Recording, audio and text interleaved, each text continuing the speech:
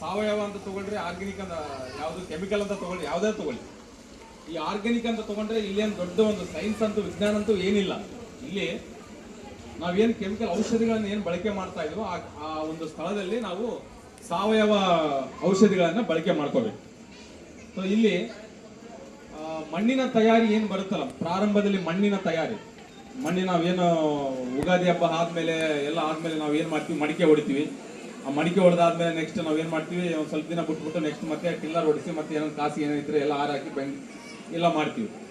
ಅದಾದ್ಮೇಲೆ ನಾವು ಮಾಡ್ಕೋಬೇಕಾಗಿರೋದು ಏನಂತಂದ್ರೆ ಮಣ್ಣಿನ ಪರೀಕ್ಷೆ ಮಾಡ್ಕೋಬೇಕು.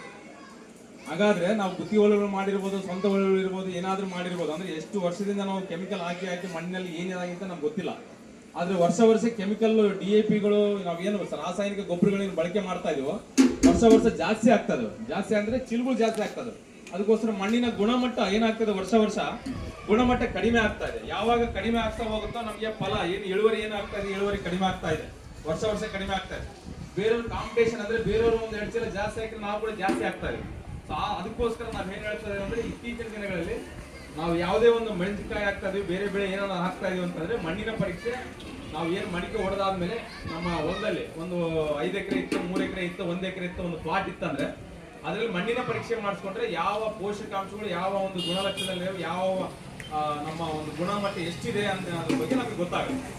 ಅದಾದ ನಂತರ ಮಣ್ಣಿನ ತಯಾರಿ, ಮಣ್ಣಿನ ಒಂದು ಪರೀಕ್ಷೆ ಮಾಡ್ಕೊಂಡ್ಮೇಲೆ ನೀವು ಪರೀಕ್ಷೆ ಮಾಡ್ಕೊಳಕ್ಕಾಗಲ್ಲಪ್ಪ ನಮ್ಗೆ ಮಣ್ಣು ಚೆನ್ನಾಗಿದೆ ಅನ್ಕೊಂಡ್ರೆ, ಸೊ 1 ಎಕರೆ ಅಂತ ತಗೊಂಡ್ರೆ 1 ಎಕರೆಯಲ್ಲಿ ನಾವು ಕೊಟ್ಟಿಗೆ ಗೊಬ್ಬರ, ಕೋಳಿ ಗೊಬ್ಬರ, ಕುರಿ ಗೊಬ್ಬರ 1 ಟನ್ ಹಾಕ್ಲೇಬೇಕು. ಒಳ್ಳೆ ಫಲವತ್ತತೆ ಬೇಕು, ಒಂದು ಆರ್ಗ್ಯಾನಿಕ್ ಮಾಡಬೇಕು, ಒಂದು ಸಾವಯವ ಹೊಲ ನಮ್ಗೆ ಮಾಡ್ಕೋಬೇಕು, ಒಳ್ಳೆ ಇಳುವರಿ ತಗೋಬೇಕು ಅನ್ಕೊಂಡ್ರೆ ಕೋಳಿ ಗೊಬ್ಬರ, ಕುರಿ ಗೊಬ್ಬರ, ಕೊಟ್ಟಿಗೆ ಗೊಬ್ಬರ ಕಂಪಲ್ಸರಿ 1 ಟನ್ ಹಾಕ್ಲೇಬೇಕು.